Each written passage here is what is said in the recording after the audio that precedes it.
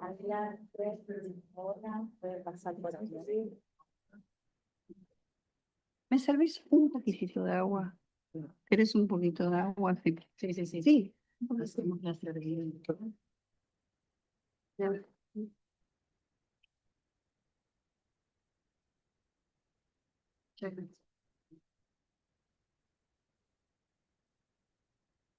Bueno, bienvenidos, bienvenidas.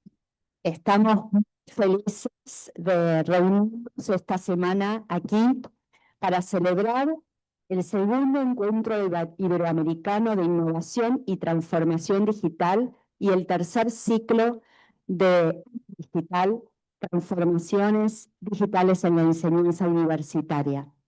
Es un placer y un honor para mí ver tantas caras conocidas con tantos proyectos compartidos, y para dar la apertura a este evento le voy a dar la palabra a Catalina Nocilia, secretaria académica de la Universidad de Buenos Aires. Bueno, buen día a todos y a todas. Como anfitriones de esta jornada, quiero darles la bienvenida. Es un evento que lo estamos preparando hace mucho tiempo. Es un evento internacional, ya que cuenta con la presencia de profesores de distintos países pertenecientes a una red que se constituyó el año pasado, si no me equivoco. De España están presentes colegas de la Universidad de Huelva y de Cádiz, de la Universidad Católica de Loja de Ecuador, de la Universidad de Concepción y de la Universidad Católica de Maule de Chile. Asimismo, tenemos un colega que está haciendo una estancia académica de investigación de la Universidad Autónoma Metropolitana de México. Nos acompañan también académicos de Uruguay y de la Universidad Federal Fluminense de Brasil, que junto con los profesores de nuestras universidades nacionales van a nutrir con sus reflexiones la temática de este encuentro. La transformación digital en la educación superior se presenta como uno de los desafíos más significativos que emprendan las universidades. El proceso de digitalización, que se ha acelerado dramáticamente en los últimos años y después de la pandemia principalmente, plantea desafíos a la autonomía universitaria, a la equidad en el acceso a la educación superior y a la preservación del pensamiento crítico y abierto, valores defendidos por nuestras universidades. En este contexto de transformación e incerteza se exigen nuevas respuestas. Por esta razón, la Universidad de Buenos Aires viene generando acciones sostenidas que le han permitido, a nuestro juicio, afianzarse como referente en temas de innovación educativa, y el CITEP tiene mucho que ver en estos avances. Resulta necesario abordar las reflexiones desde un marco conceptual complejo que incluya la transición de lo digital y su impacto en las profesiones, los campos disciplinares y el formato de la propia institución universitaria, que incluye también la gobernanza universitaria y el desarrollo de capacidades institucionales de autoevaluación y monitoreo permanente. Los desafíos son muchos. Seguir trabajando para fortalecer la enseñanza de las ciencias, las tecnologías, pero también las humanidades, que resulte acorde con las competencias digitales, cognitivas, culturales y académicas requeridas por el mundo del trabajo y la producción, diseñar propuestas que fortalezcan la integración de la diversidad cognitiva, convocar a los jóvenes a comprometerse activamente con los problemas de su tiempo, articular las propuestas de los distintos niveles educativos para garantizar el acceso, la permanencia y el egreso de los estudiantes, son algunos de ellos. Se trata de fortalecer la enseñanza reconociendo y anticipando tendencias, pero conservando intacto el fuerte sentido inclusivo y democratizador de la educación pública. En esta semana se conjugan dos eventos diferentes. Por un lado, un conjunto de ciclos que venimos desarrollando desde el principio de año en el marco de la reformulación de un programa creado ya hace 10 años que fue UBA Digital, Y en este caso específico está el tercer ciclo sobre la enseñanza universitaria y transformación digital de la UBA como un espacio para visibilizar, reflexionar y proyectar las transformaciones institucionales, pedagógicas y tecnológicas que están redefiniendo el presente y el futuro de la universidad pública. A partir del diálogo entre actores diversos, busca contribuir a la construcción de agendas colectivas que integran la innovación, la inclusión y el compromiso con el derecho a la educación superior. Pero asimismo, estamos conmemorando, trabajando en el segundo Encuentro Iberoamericano de Innovación en Tecnologías Digitales, Universidad y Sostenibilidad. Este encuentro se propone como una continuidad, como dije hace un ratito, del proceso iniciado en Concepción, en Chile, en 2024, y el foco estará puesto en el papel de la universidad como agente de transformación sostenible en la educación superior, integrando tecnologías digitales de una perspectiva crítica e inclusiva. Y además consolida la Red Iberoamericana de Innovación en Tecnología Educativa Digital, articulando universidades, redes y colectivos académicos. Las actividades se estructuraron a través de 5 ejes temáticos. Las transformaciones institucionales para una educación sostenible con tecnologías digitales, las subjetividades, saberes y prácticas en escenarios educativos mediados, el diseño y evaluación de propuestas formativas mediadas por tecnologías, la inteligencia artificial generativa y universidad, debates, usos y desafíos, y las redes, colaboración y co-creación en innovación digital. Durante esta semana vamos a tener la oportunidad de experimentar y compartir diversas propuestas de actividades. Una zona de exploración inmersiva, ya cada uno de los responsables de estas actividades lo va a explicar, un laberinto de pósters, una instalación participativa, una cartografía colectiva, mesas de comunicaciones en diferentes temas, un simposio,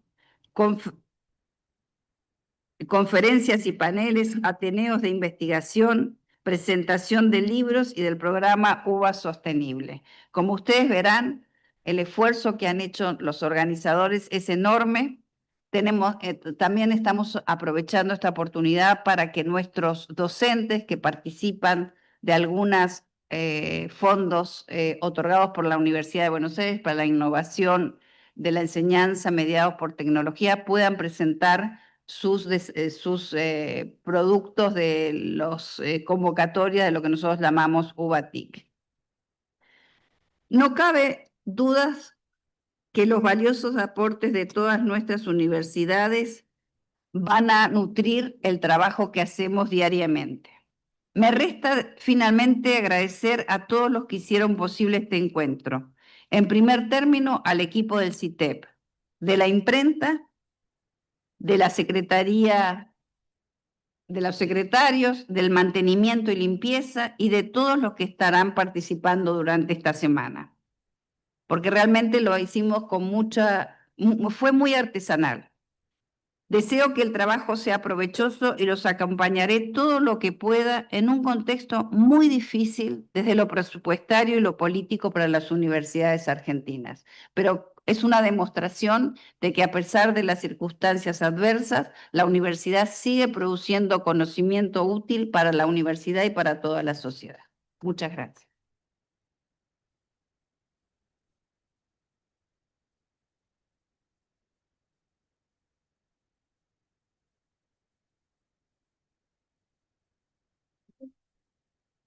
Hola. No. Toma. Ahora. Hola, y a todos y a todas. Muchas gracias por vuestra presencia hoy aquí en este gran evento. Para nosotros, mucha ilusión, ¿no? Porque es una continuación de un primer encuentro que ya en 24, y por lo cual estamos todas estas universidades aquí representando hoy la inauguración de este segundo encuentro. Mi nombre es Inmaculada Minacho. En un primer encuentro fuimos junto con la Universidad de Huelva las personas que fomentaron ese primer encuentro a través de una ayuda que tuvimos Universidad Internacional de Andalucía, que es de Huelva, ¿no? Y que, bueno, es una universidad internacional, ¿no? que aún una serie de ayuda, ¿no? Contención de la celebración de estos encuentros. Yo formo parte de la Universidad de Cádiz, como he comentado, y bueno, nosotros pudimos organizar un primer encuentro debido a esa ayuda para la organización de encuentros con universidades que estuviesen dentro de la vida, ¿no? Entonces, a partir de ahí, porque la Universidad Internacional lo que pretende es que se formen esas redes de colaboración entre universidades iberoamericanas. Bueno, fue en el primer encuentro la oportunidad para poder realizar ese inicio de esa red iberoamericana, de la cual, pues, si tú como organizadora, como bueno, que promoví, ya que fui un poco la organizadora del primer encuentro, pero que podría haber sido cualquiera de mis compañeros, ¿no? En este caso soy la coordinadora de esa red que está muy avanzada, ¿no? Y que nos va a servir este segundo encuentro para consolidar una red que comenzó en ese primer y que ahora, pues, en noviembre, si todo va bien, pues se consolidará como red iberoamericana de innovación y tecnología educativa digital. Y este segundo encuentro es esa fuerza, ¿no? que se hizo con la red y, por supuesto, ¿no? gracias a la Universidad de Buenos Aires, ¿no? que ha permitido la realización de un segundo encuentro, porque ya no disponemos de esas ayudas que recibimos en la Universidad de Cádiz y en Huelva, ¿no? y que ha sido continuadora en la Universidad de Buenos Aires y concretamente el CITE, que han hecho un magnífico trabajo y que queremos todas las universidades que participamos, ¿no? que fuimos en las coordinadoras. Entonces, Chile, ¿no? La Universidad de Concepción, que no me quiero olvidar de agradecer y que se pudo llevar a cabo ese primer encuentro allí, ¿no? Con los compañeros de la Universidad de Concepción en Chile, y que, bueno, junto con la Universidad de Buenos Aires, Universidad de Huelva, Universidad de Cádiz, Universidad Técnica Particular de Bilbao, y el resto de universidades que van a conformar esa red americana. Entonces, de esas universidades vamos a concentrar ahora en la red americana, que servirá como apoyo a los siguientes encuentros que podamos organizar, continuando este segundo encuentro, y esperamos que el próximo año tengamos un tercer encuentro al que me gustaría invitaros a todos desde aquí, ¿no? ya que tenemos la oportunidad presencialmente de vivir este segundo encuentro y no sabemos todavía dónde lo podemos hacer. O sea, que podemos ir al próximo evento y nada más autoridades y a la Universidad de Buenos Aires el que nos hayan permitido la celebración en esta ciudad tan bonita y tan diversa, ¿no? Y aunar muchas disciplinas, porque realmente no tenemos una única disciplina en este segundo encuentro, sino que tenemos una diversidad de disciplinas donde tenemos una transversal, ¿no? que es la tecnología y la innovación. Y nada más, por mi parte, muchas gracias de nuevo y nada, espero que sea muy provechoso para todos nosotros este segundo encuentro. Muchas gracias.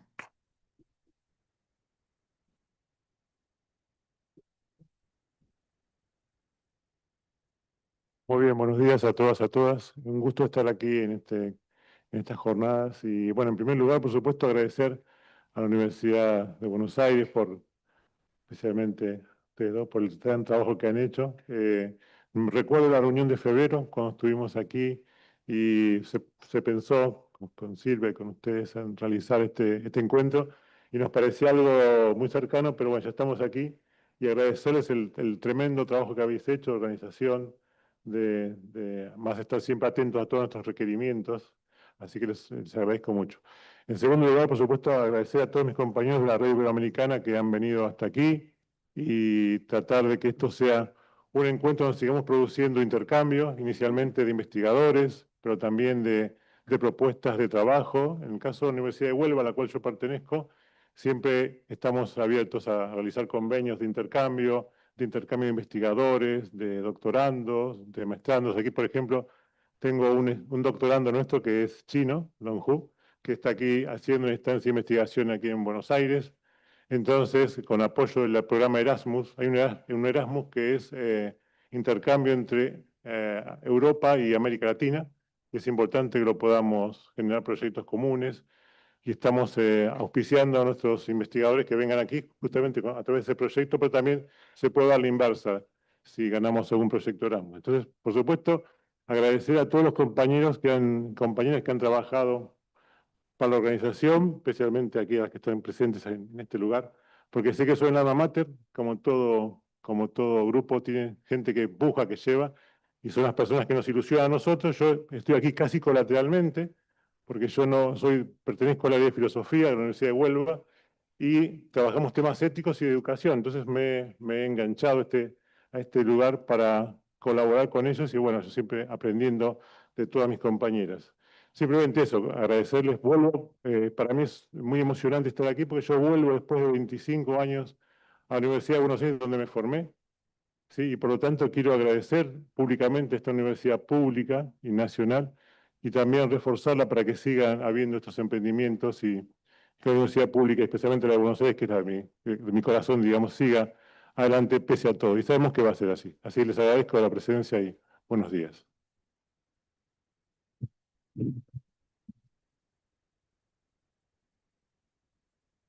Bueno, ahí se escucha, me parece bien.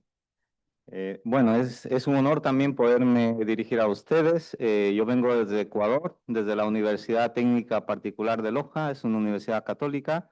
En nombre del señor rector, el doctor Santiago Acosta, ha pedido que venga en representación de la universidad a que sigamos consolidando esta red que es importante para difundir la investigación, el conocimiento y sobre todo el formar, ¿no? El formar personas para que puedan transformar la realidad, ¿no? Y eso es, nuestra América Latina cada vez sufre, digámoslo así, por el tema de presupuesto, el tema de políticas públicas que realmente en lugar de fortalecer la educación, pues le están causando pues, un daño terrible, ¿no? En ese sentido, ¿no? Pero a pesar de eso, sabemos muy bien que tenemos que seguir formando, tenemos que seguir aportando desde la ciencia el conocimiento, y eso es importante.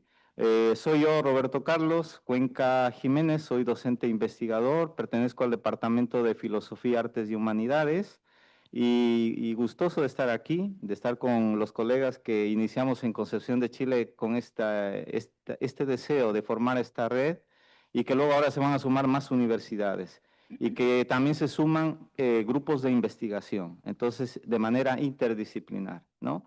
Y eso pues nos llena de alegría y yo quiero agradecer también, como lo han dicho los demás, a la Universidad de Buenos Aires, a todos quienes han organizado este evento, de verdad han hecho un trabajo magnífico y eso es grato de reconocer todo lo que han venido haciendo.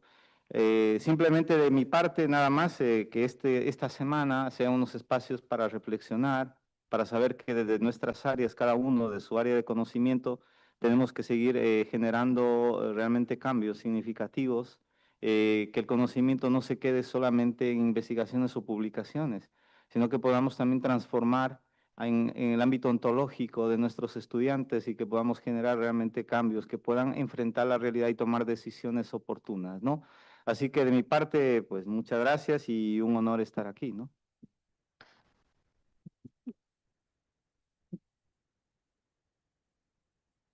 Bueno, buen día, ¿se escucha? ¿Sí? Perfecto, buenísimo. Mi nombre es Flavia Rigoni y rápidamente se darán cuenta que soy argentina, así que un orgullo estar aquí. En realidad trabajaba hasta el 25 de agosto en la Universidad de Cádiz, hoy trabajo y formo parte de la Universidad de Zaragoza, que espero prontamente pueda también formar parte de esta red. En principio me empecé a presentar y ahora rápidamente agradezco a la UBA por abrir sus puertas, a CITEP y específicamente a Silvia Androli, una queridísima amiga, por su calidad profesional y humana, que realmente, bueno, para todos es sumamente inspiradora. Así que Silvia, muchas gracias. Estaba pensando y claro, todos fueron diciendo un poco lo que iba a decir, así que, a ver, la creatividad aquí va a ponerse de manifiesto. Y en realidad lo que pensé es un poco eso, ¿no? Recordé cuando nuestro jefe, entre comidas, el Grupo Humanidades 634, al que pertenecemos con Inmaculada, nos convocó para empezar a crear un proyecto de la nada, ¿no? Y gestar algo vinculado a la educación, a la digitalización en la educación, y que debíamos convocar universidades, 5 universidades, 2 europeas, 2 españolas, perdón, y 3 latinoamericanas. Y ahí empezamos a hacer la red, ¿no? La red que uno tiene de científicos profesionales que vienen trabajando en diferentes partes del mundo, y logramos crear esa primer red que armó y desarrolló el primer encuentro iberoamericano en Concepción de Chile. De la nada pudimos crear esa red, fue sumamente bonito ver gestar, ¿no? Ser parte de esta gestación. Y luego fuimos un poquito más allá y dije, bueno, otra red, pero esta vez de 10, al menos 10 países iberoamericanos. Y lo logramos también, que es lo que Inmaculada refería, que está en proceso ya de materialización, digamos, formal dentro de la AUIP, la Asociación Universitaria Iberoamericana de Posgrado, porque la característica que nos une a todas estas universidades es que pertenecemos a la AUIP. De manera tal que me parece que el resultado es, digamos, la idea, la reflexión es pensar que a veces podemos pensar que algo es imposible y que finalmente con pequeños pasos, ¿no? Pequeños bocados de hormigas logramos grandes cosas. Crear una red, un primer encuentro, una nueva red, un segundo encuentro, y por ende también entender que las instituciones las formamos nosotros, los seres humanos, ¿no? Los profesionales, el docente que está, que cree, que pone a disposición de una institución su intelecto, su motivación, su pasión, su amor, y por ende logramos casi lo imposible, ¿no? Como hacer grandes cosas, como por ejemplo que hoy sea la UBA, la universidad que nos reciba, con un trabajo de una excelencia, de una eficacia absolutamente total, en un contexto muy desfavorecedor para la educación pública argentina, ¿no? Entonces, esto es lo que las personas somos las que tenemos que tomar, ¿no? Esto y desplegar todo nuestro intelecto, nuestra motivación, porque contra eso nadie puede, ¿no? Y por ende, esta fuerte convicción de que si creemos que es posible, somos capaces de crear. Y esto, todo lo que hemos hecho ha sido fruto de creer en que es posible, y porque hemos creído, hemos creado y seguiremos creando, ¿eh? El tercero ya estamos pensando. A ver qué onda. Pero bueno, así que muchas gracias por recibirnos y esperamos que eso, que sea, bueno, que sea un espacio de encuentro, de intercambio entre países, entre culturas, y que esto es lo que lo más rico, digamos, que podemos tener en nuestra experiencia humana.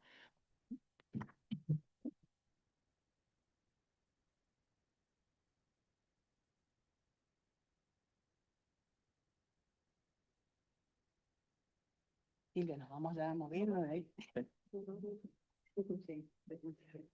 Agradecemos mucho esta apertura. Ahora vamos a invitar a Paula. Uy. Adelante, No, me pongo por aquí. Así damos inicio a la conferencia inaugural.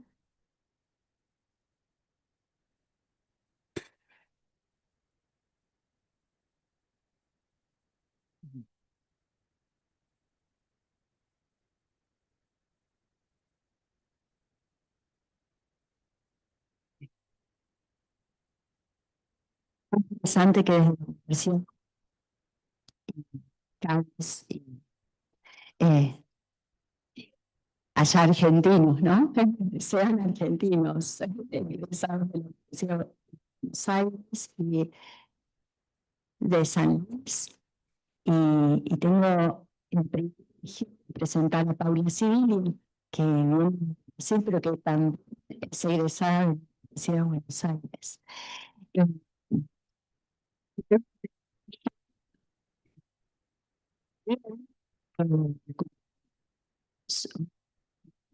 Cercanos que ella desconoce que este vínculo está construido a partir de todos sus textos, de la lectura de sus libros. Por ejemplo, que fue participando muchas de las ideas que son más cotidianos, ¿no? Estas transformaciones. Es a través de esos textos y esas palabras que uno siente que los autores están que te ayudan a pensar, que te generan preguntas. Que bueno, por eso el privilegio. Muchos años, creo que casi 20, presentes, agradecerte para nosotros es muy importante que vos estés aquí en compartir reflexiones actuales. La conferencia de Paula se titula Desafío, Educación en siglo XXI. Investigador ensayista argentino, estudió comunicación y antropología en Buenos Aires, cursó periodístico, un doctorado en salud Universidad del Estado de Río de Janeiro, educación con actores como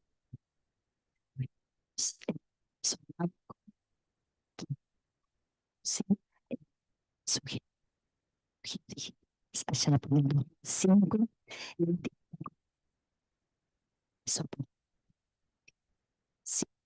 yo no lo explico.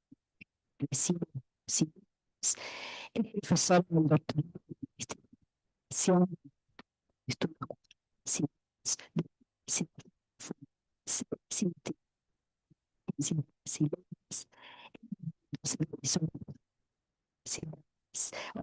Francia, de Argentina. Yo,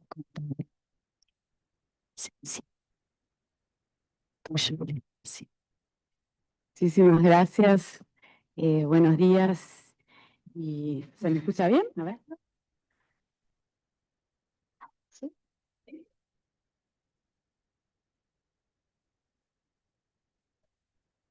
Bueno, voy con este. Ahora sí. Bueno, buenísimo. Bueno, muchísimas gracias. La verdad que estar acá, una alegría, estoy emocionada. Yo también, como dijo Silvia, ahora aquí estudié hace muchísimas décadas comunicación y antropología aquí en este mismo barrio, así que contentísima y es un gran honor estar aquí. Muchísimas gracias también por la presencia, por el diálogo. Y bueno, voy a presentar aquí lo que preparé. A ver si funciona todo. No, estamos acá con toda la tecnología. Muy bien, ese es el título. A ver, chachán, chachán. Yo estoy haciendo algo mal, sin duda.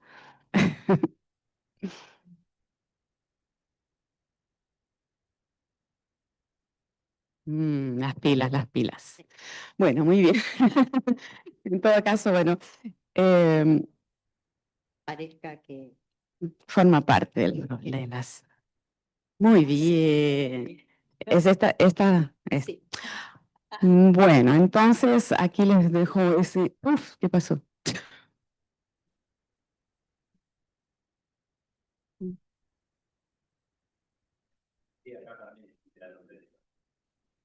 No. Ah. Bueno, desafíos. Está, ¿eh? Bueno, está en portugués el chistecito ese que inspira lo que les voy a contar. Esta presentación es un chiste.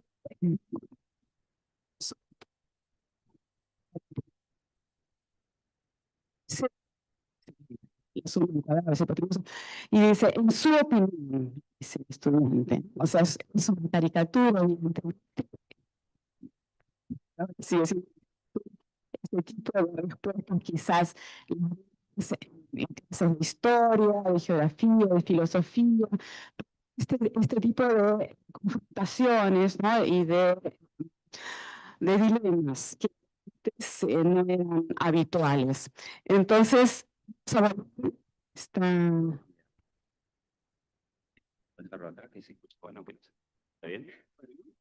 A ver, la que te tengo aquí. ¿Está bien? ¿Se escucha? Bueno, aquí en este otro slide está un poquito más detallado el tipo de cuestiones en las cuales nos vamos a detener. Me refiero a los negacionismos científicos, a ciertas discusiones también con respecto a la validez del periodismo, de la prensa, de las verdades compartidas, una realidad social compartida que antes se discutía mucho menos y que ahora está en cuestión. También las fake news, ¿no? Todas las teorías de la conspiración y más recientemente el uso de la inteligencia artificial, incluso dentro de las aulas por estudiantes y por docentes, pero por la sociedad en general también, los deepfakes, los videos falsos y la dificultad en discernir qué es verdad, qué es mentira y los criterios que solían usarse que eran hegemónicos hasta hace poco tiempo, ya no lo son más. Entonces, la temática que vamos a recorrer es básicamente esa, voy a accionar alguna u otra en distintos momentos, pero el malestar, digamos así, está sintetizado en esas cuestiones. Entonces, a eso me refiero con los desafíos, ¿cierto? Que en el caso de la escuela se presentan de un modo particular, porque justamente es la institución que se destinaba a sentar las bases de todo eso, ¿no? Pero más allá del caso de la escuela, o sea, afectan a la sociedad en general. Bien, ¿cómo trato yo estos asuntos, ¿no? ¿Cómo vengo estudiando estas cuestiones? A partir de esto que está sintetizado en esta diapositiva que ven ahí, que sería un fenómeno mucho más amplio, ¿no? Visto desde de mi área, que es la comunicación, las nuevas tecnologías, y una mirada antropológica a ese fenómeno histórico, que yo suelo llamarlo nuestra compatibilidad con las tecnologías digitales y en particular con los modos de vida que esas tecnologías suponen, proponen y estimulan. O sea, no se trata solo de la compatibilidad con los aparatos, que aquí tuvimos un ejercicio de ajuste, pero bueno, que mal o bien todo el mundo, ¿no? Se hizo compatible con esto, sobre todo con estos aparatos, ¿no? Tecnologías móviles de acceso a las redes, que tienen pantalla, cámara y están 24 horas por día conectadas y que por tanto nos conectan también, ¿no? Nos hacen funcionar de esa manera. Por lo tanto, estimulan que los usemos de determinada manera y que por lo tanto vivamos de esa manera, ¿no? Ese es el gran fenómeno que yo vengo trabajando hace muchas décadas y a partir del cual observo distintos aspectos de ese fenómeno. Y también es importante destacar la transformación histórica, ¿no? Esta premisa de un cambio de época que podemos llamar la época moderna, evocada en las imágenes más anticuadas ahí del siglo XIX o XX, ¿no? La época moderna se irradiada a partir de las metrópolis europeas con todo ese ímpetu industrializador, modernizador, mecanizador y colonizador del resto del planeta, hacia un momento histórico de un cambio que todavía estamos en transición, pero yo creo que en transición bastante avanzada, hacia otro régimen histórico que a falta de una palabra mejor, por ahora yo lo llamo la sociedad contemporánea. Y la diferencia más obvia entre un régimen y el otro, la más visible, como si fuera la punta del iceberg, es la transformación técnica, porque antes las tecnologías digitales no existían, ¿no? Entonces claramente eran cuerpos y subjetividades compatibles con otro arsenal técnico puramente analógico. En cambio ahora es bastante claro que somos especialmente compatibles, mal o bien, con las tecnologías digitales, por más que las analógicas todavía estén allí, pero van como reemplazándolas, sustituyéndolas, y eso es, como decía, el plano más visible de la transformación. Pero eso no implica que sean la causa de la transformación, ni siquiera el factor más importante, sino el más visible a partir del cual, por lo menos en mi área, que es la comunicación y esta mirada antropológica, es más fácil entrar al problema. Pero, de nuevo, punta del iceberg, hay muchísimos otros cambios que son del orden político, sociocultural, económico, moral, del orden de los valores, ¿no? Y podemos decir que estas imágenes que ven ahora, esa compatibilidad cada vez más afinada entre nuestros cuerpos y los dispositivos móviles de comunicación e información, si hubiéramos visto estas imágenes hace 3, 4, 5 décadas, nos hubieran parecido de ciencia ficción, ¿no? Y sin embargo ahora es raro no verlas y no protagonizarlas, ¿no? De espacios públicos y privados estamos todo el tiempo conectados. Y quizás algo menos evidente es que al compatibilizarnos con ese arsenal digital, nos fuimos descompatibilizando de este otro arsenal analógico, ¿no? Que parece medio anticuario, pero que es el arsenal característico de la escuela, por la escuela tradicional, ¿no? De la escuela moderna. Lápices, papeles, cuadernos, libros impresos, escritorios, etc. Y por lo tanto, al perder la compatibilidad antes más afinada con estos dispositivos, dejamos de ser estos cuerpos evocados en estas imágenes, ¿no? De cuerpos modernos, o sea, modernos ya anticuados, del siglo XIX y XX. ¿Y eso qué significa? Dejamos de ser esos cuerpos en el sentido de que esas habilidades, por ejemplo, y carencias también, pero habilidades para habitar el tiempo y el espacio de determinada manera, ya no las tenemos más, ¿no? Tenemos otras habilidades y otras carencias, pero eso ya dejamos de ser, ¿no? A eso me refiero con cuerpos compatibles con ciertas tecnologías y con ciertos modos de vida. Dejamos de ser esos cuerpos modernos, anticuados, y pasamos a ser otro tipo de cuerpos y subjetividades. Entonces dejamos de ser cuerpos mecanizados o ese impulso mecanizante de la vida moderna, industrial, compatible exclusivamente con tecnologías analógicas, del cual formaba parte la escuela cuando fue inventada de la forma como todavía lo conocemos, ¿no? Esa escuela mecanizadora de los cuerpos. Quizás la imagen más impregnante en nuestro imaginario todavía para evocar ese tipo de cuerpos es el protagonista de la película de Chaplin, Tiempos Modernos, ¿no? No por casualidad tiene ese nombre esa película, ¿no? Tiempos Modernos, pero de los años, ya tiene casi 100 años, ¿no? Casi un siglo esa película. Pero es una fuerte crítica justamente a esa sociedad mecanizadora, ¿no? Industrializadora de la vida, y con todo lo que cercenaba también, aunque habría enormes posibilidades al mismo tiempo. Entonces, ese es básicamente el fenómeno de abandono de esa sociedad gradual, pero cada vez más acelerado, y una compatibilidad con todo otro arsenal técnico y sobre todo con eso que está subrayado ahí, los modos de vida que estas tecnologías suponen, proponen y estimulan. ¿Y cuáles son esos modos de vida? Esta imagen que es bien pandémica, ¿no? Pero que de la pandemia, o sea, tenemos una herencia muy fuerte de la pandemia que aceleró estos procesos, los intensificó. Me interesa destacar que estas tecnologías no son solo de conexión, lo cual es obvio, ¿no? Estamos conectados como nunca antes a cantidades crecientes de personas, sino que también son tecnologías de aislamiento. Y esto no es tan evidente, ¿no? Porque incluso parece contradictorio, o sea, nos conectan como nunca antes y nos aíslan como nunca antes. Pero eso la pandemia lo probó muy bien, ¿no? O sea, fuimos capaces de aislarnos durante muchos meses, la mayor parte de la sociedad, incluso personas solas durante meses y meses o años, no sé cuánto tiempo fue, que el mundo siguió funcionando, incluso quizás con más eficacia en algunos aspectos, aun cuando estábamos todos aislados. Y eso es algo inédito en la historia de la humanidad, ¿no? O sea, las dos cosas, la conexión y el aislamiento. Entonces, ese es un ejemplo de a lo que me refiero con modos de vida, ¿no? Modos de vivir que están siendo suscitados por las tecnologías de comunicación e información.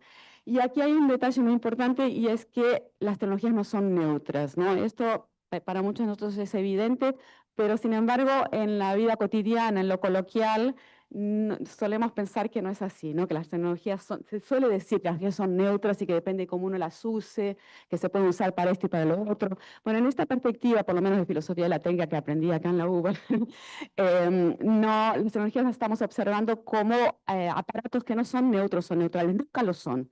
Así, estas tecnologías no son neutrales, pero ninguna tecnología lo es. Un vaso, una lapicera, un anteojo, una mesa, ¿no? Nada es neutro. No es neutro porque no es porque sea bueno o malo, no es ese plano moral, ¿no? El que interesa, sino no son neutras porque son históricas. Por lo tanto, fueron inventadas para ser usadas de determinada manera y no de otras. Y no es casual que solamos usar, entonces, que solemos usar las tecnologías de determinada manera y no de otra. La mayoría de nosotros usa las tecnologías para sacarse selfies, para usar las redes sociales para contar sobre su vida y demás. Y eso no es casual, ¿cierto? No es casual. Lo usamos de modo compulsivo, por ejemplo, es difícil hacer un uso moderado, como se dice, y eso no es casual, es porque están pensadas para ser usadas así. Entonces, no es culpa nuestra, digamos así, individual, es un fenómeno social, sociocultural y está impreso en estas tecnologías. Entonces, hay modos de usarlas que están sugeridos, ¿no? Y estimulados por estas tecnologías, y esos modos de usarlas son modos de vivir. De nuevo, esos modos de vivir, conexión, aislamiento, como dije antes, pero también podríamos listar toda una otra serie de características. Visibilidad, conexión, dispersión, cansancio, ansiedad, porque esta tecnología funciona, Internet, ¿no? Funciona todo el tiempo, no para, y por lo tanto, al volvernos compatibles con esas tecnologías, nuestros celulares también, nosotros también somos llevados a funcionar sin parar, ¿no? Sin límites de espacio y tiempo, por ejemplo, lo cual es un esfuerzo gigantesco, ¿no? O sea, es algo que también, y cada vez se amplía más lo visible, lo que se supone que podemos y que deberíamos mostrar. Entonces, hay toda una serie de demandas que están allí y que están ejerciendo su presión, ¿no? Sobre nuestros cuerpos y subjetividades. De modo que, por ejemplo, podemos comparar las cartas, ¿no? Los intercambios epistolares que se usaban cuando solamente teníamos tecnologías analógicas, ¿no? Antes incluso de la era moderna, pero sobre todo en la era moderna, para comunicarse con gente ausente, escribiendo en papel y poniendo un sobrecito y mandando por correo. Podemos compartir con los mensajes de WhatsApp, por ejemplo, o cualquier otro mensaje electrónico, que son los medios más habituales que tenemos para comunicarnos con quien no está presente. Y podríamos decir que son medios distintos, analógicos y digitales, para hacer lo mismo, ¿no? Comunicarnos con quien está presente. Y eso es perfectamente válido.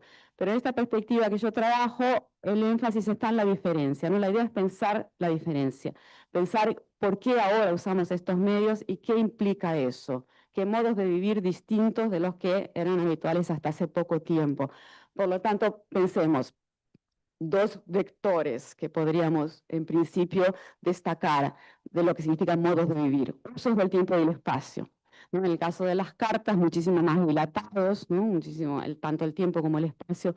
Todo un ejercicio también subjetivo de la paciencia, de la incertidumbre, o sea, todo y modos de relacionarse con uno mismo, con los demás y con el mundo también muy distintos en un caso y en el otro. Por lo tanto, no son meros medios distintos, sino que son herramientas históricas que no por casualidad son inventadas en una época y adoptadas con tanto éxito, ¿no? en épocas distintas. Así que lo mismo podríamos comparar, por ejemplo, las conferencias digitales o las clases digitales con las conferencias analógicas, ¿no? Podríamos decir, bueno, es lo mismo, se transmite una información a un público, tanto en un caso como en el otro, pero si vemos la textura de la experiencia, ¿no? Que es estar acá presentes, por ejemplo, aunque en este caso hay también transmisión digital, ¿no? Y que son comparables las experiencias, pero también son muy distintas, ¿no? La presencialidad, la espacialidad, la manera de relacionarse con los demás y con el mundo, con uno mismo, incluso con lo que estoy diciendo, todo eso es muy distinto. Entonces el énfasis es en eso. Y en mi campo específico, que son los medios de comunicación, también hay un cambio enorme, ¿no? La sociedad que solo tenía medios analógicos, incluso en el esquema broadcast, ¿no? O sea, un emisor, pocos emisores hacia muchísimos receptores, los medios de comunicación superpoderosos de la época moderna, los de grandes diarios nacionales, que tenían esos nombres también, tipo La Nación, El Mundo. Lo digo en pasado porque existen todavía, pero evidentemente están en crisis, ¿no? La República, El Globo, o sea, ese afán de totalidad y de crear una realidad social compartida, un noticiero que todo el mundo veía en la televisión porque había 3 o 4 canales nada más. Y lo que pasa ahora con esta explosión de canales, incluso alternativos, que todo el tiempo están dando noticias nuevas y hay muchísimas fuentes posibles de información, incluso informaciones absolutamente contradictorias, como por ejemplo uno que, y se puede cada uno elegir qué canales sigue, WhatsApp, Telegram y así, y entonces hay este fenómeno de las burbujas de Internet o de las cámaras de eco. Entonces, antes cuando imperaba esta realidad social compartida, todo entre comillas, ¿cierto? Porque obviamente había muchísimos intereses allí, muchísimas hipocresías en fin, intereses económicos, sociales, políticos. Sin embargo, eficaz la creación de esa realidad social compartida, aunque hubiera críticas, transgresiones y todo eso, pero había como un consenso de lo que era real o irreal, realidad, ficción, verdad y mentira, y una serie de criterios para diferenciar uno del otro, y también para castigar cuando se mentía, por ejemplo, ¿no? O cuando se hacía pasar ficción por realidad, si salía a la luz, ¿no? Había mecanismos legales y formales para evitarlo. En cambio, ahora esto es mucho más complicado, ¿no? No solamente es difícil diferenciar realidad y ficción, verdad y mentira, sino que esos criterios ya no son más válidos, ¿no? Y no es que no haya más criterios, voy a tratar de llegar ahí también, sino que esos criterios son otros, muy distintos a los que eran habituales antes. Me refiero a la ciencia, por ejemplo, ¿no?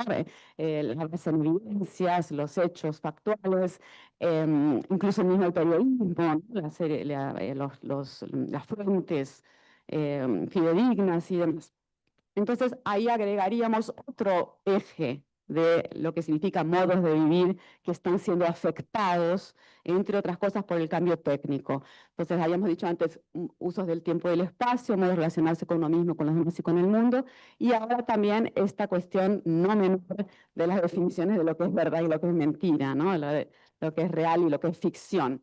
Y con el tema de la inteligencia artificial, que es una de las últimas cerezas del postre que se han agregado más recientemente, esto se intensifica mucho más todavía, ¿no? Y se ha vuelto generalizado, ¿no? Nuestros estudiantes los usan, nosotros los usamos, no sabemos qué está bien, hasta qué punto está bien usarlo o no, cómo detectar, ¿no? Todo bastante novedoso, por lo tanto, desafíos ahí enfatizados, en particular para la educación. Y en este punto quisiera remitirme a mi libro Redes o Paredes, la escuela en tiempos de dispersión, que ya es una antigüedad también, de 2012. En este caso, detenerme en la dispersión, que está en el subtítulo. Redes o Paredes, la escuela en tiempos de dispersión. Estaba, quizás lo recordarán en la listita que les mostré antes, de una de las cualidades o habilidades o incapacidades que son estimuladas por nuestra compatibilidad con las tecnologías digitales, esa dispersión o falta de concentración, ¿no? Que es lo que yo había subrayado como una de las características principales de la pérdida de fuerza de las paredes y el atravesamiento por las redes en el caso del aula, pero no solamente, ¿no? En el caso de la escuela. Y bueno, yo suelo mostrar este ejemplo que está en portugués, que es una especie de un meme, o sea, un chistecito, es interpretación de un texto en los días de hoy, en la actualidad. Entonces hay un pequeño párrafo muy sencillo que dice que alguien vende una torta, un tipo de torta que cuesta X pesos y que la vende en tal horario y que es de tal ingrediente, y la gente empieza a preguntar de qué es la torta, en qué horario se vende, cuánto cuesta, aunque no sea un texto especialmente complejo, ¿no? No es un tratado filosófico ni lírico. Sin embargo, ¿qué pasa? Solemos leer las cosas en diagonal porque estamos haciendo otras cosas al mismo tiempo, y no son los chicos, ¿no? Como suele decirse, las nuevas generaciones, ¿no? Estos generalmente son los padres, ¿no? O sea, los chicos aprenden de nosotros.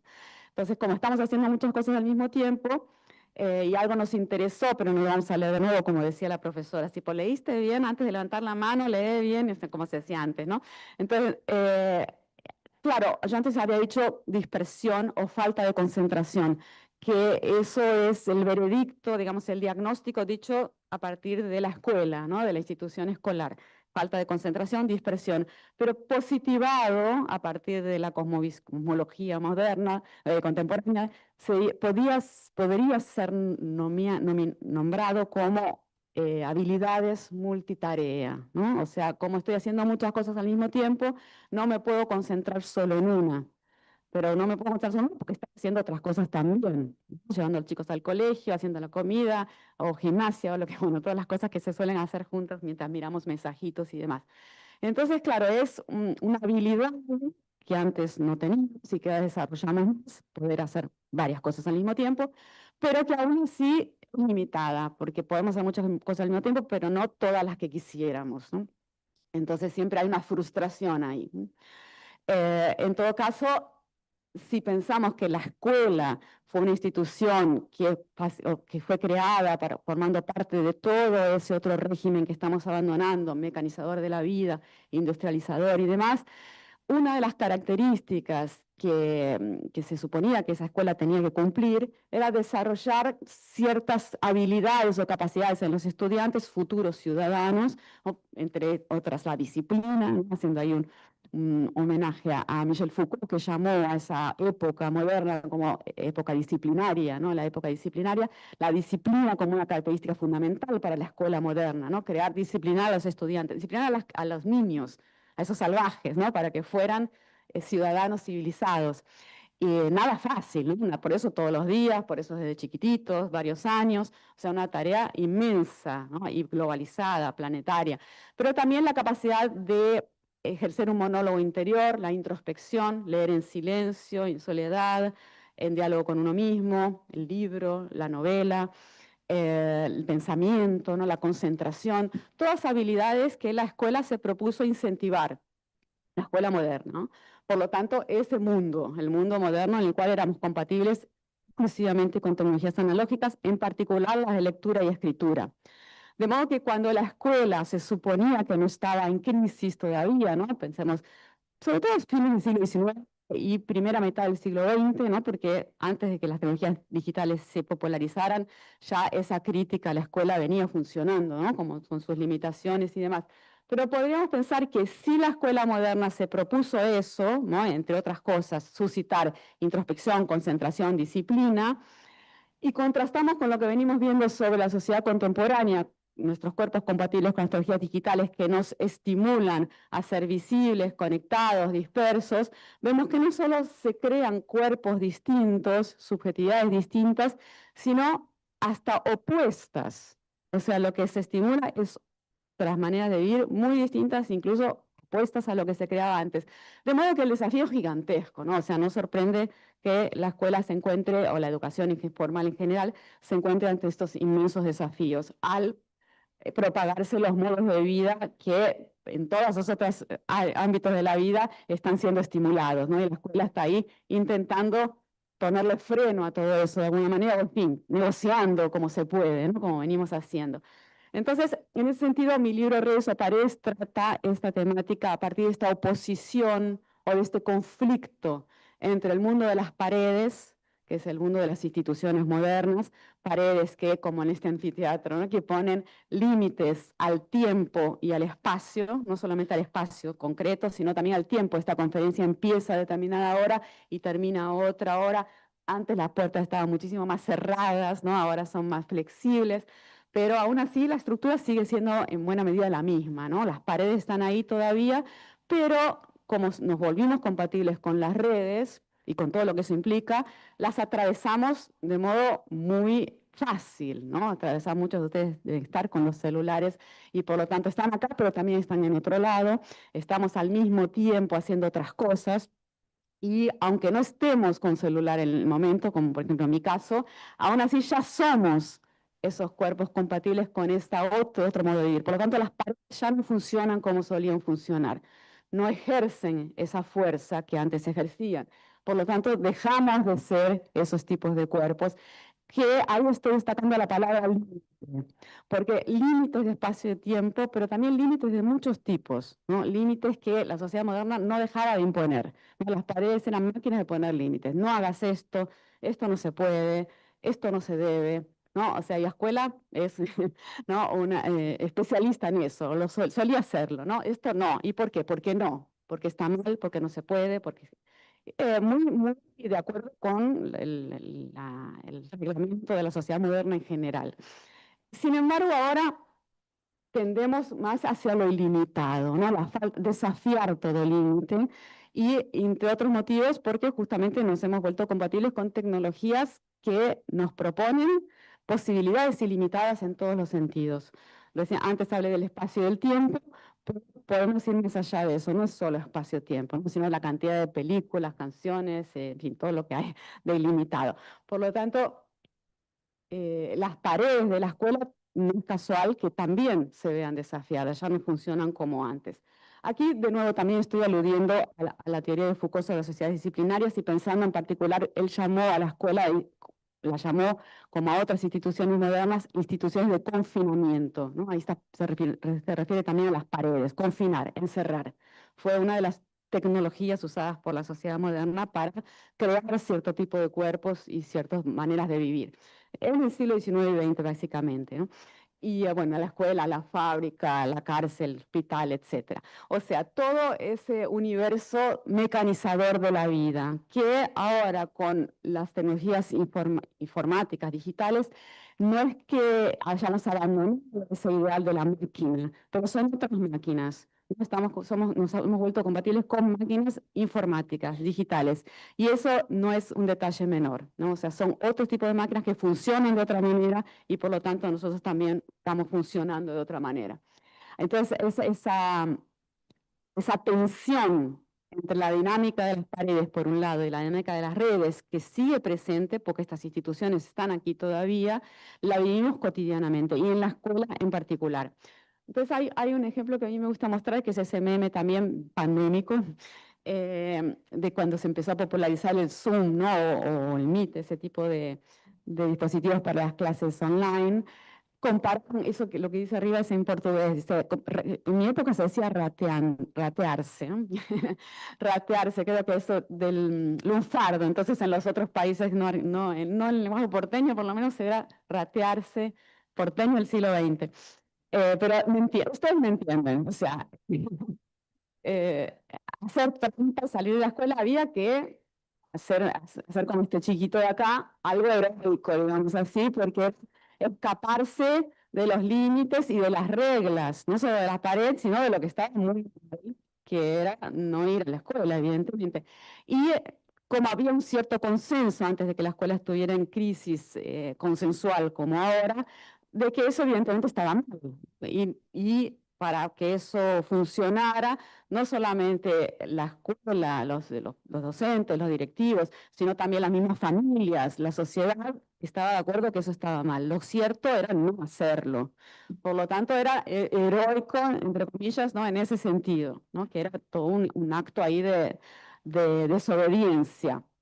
En cambio, ahora, por ejemplo, tenemos esos dos botoncitos que todos sabemos, aprendimos cómo se usan. Si están ahí, nos estimulan a que los usemos, apagar la cámara, apagar el micrófono.